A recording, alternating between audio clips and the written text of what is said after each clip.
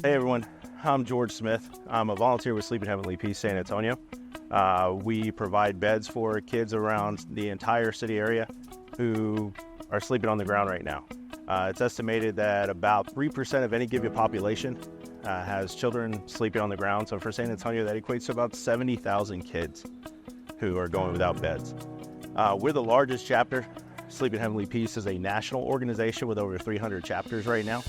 We are the largest and pushing out about 1,600 to 1,800 beds a year. But that's a far distance away from that 70,000 that we need.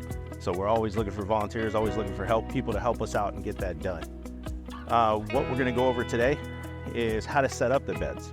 So there's a lot of trepidation. We got all kinds of volunteers that'll come out and help us build the beds. But then there's some hesitation when it comes to delivering them. Hey, I can't do that, I'm not good with tools. We're gonna show you today how easy it is, how simple it is. As long as you have the right tools, you can take care of business easy enough, even with kids involved. Most delivery teams, we just ask that you have a truck or an SUV of some type, because some of these headboards and mattresses can get kind of big.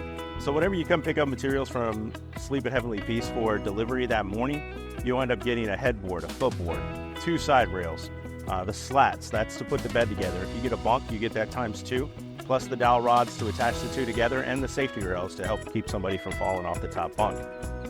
Not only are we providing the hardware as in the wood, we also provide the mattresses, we provide the sheets, we provide the pillows, all through generous donors. So when a child gets their bed, it's complete. Everything that they need for a good night's sleep on that very first night is readily available for them as soon as you're done putting it together.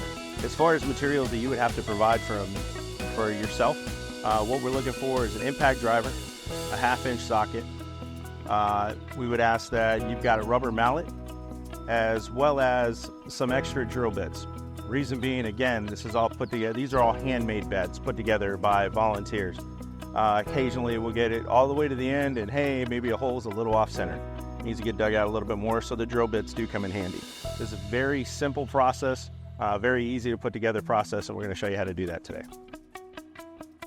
So as you can see here for the bed building, the first thing you're gonna do is lay out all your materials in the room that you're gonna set up in. And you're gonna start with a headboard. You can do the headboard and the footboard at the same times, but you just start to put the lag bolts into the ends. There's only 4 on each headboard. So the best way to do it is start by hand, just to make sure that they're threading straight. And then you can start to use your impact driver to get the bolt moving forward. You want it to stick out about 1/2 inch on the other side of the headboard.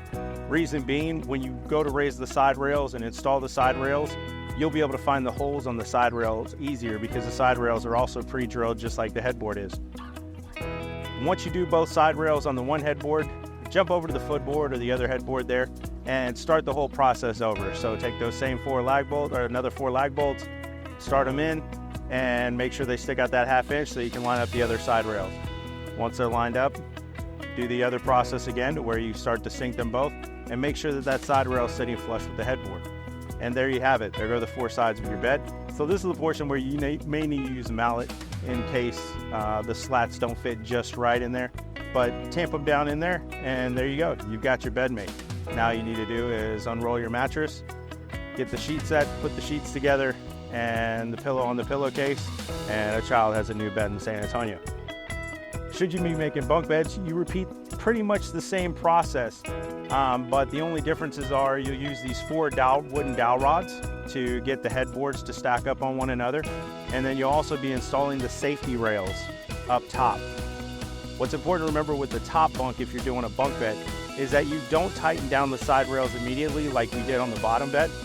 Just get the lag bolts to where they feed into the holes and start the process, but don't sink them in all the way. Reason being, if you sink those side rails in immediately, it's going to be extremely difficult to get the safety rails sunk in. Now, once you get all the pilot hole, or get all the lag bolts into the pilot holes and get everything started and everything is loosely fit together, then go back around the bed and make sure that all the lag bolts are tightened. Repeat the process with the slats, the mattress up top, make the bed, the pillows, and the pillowcase, and now 2 kids are good to go in San Antonio.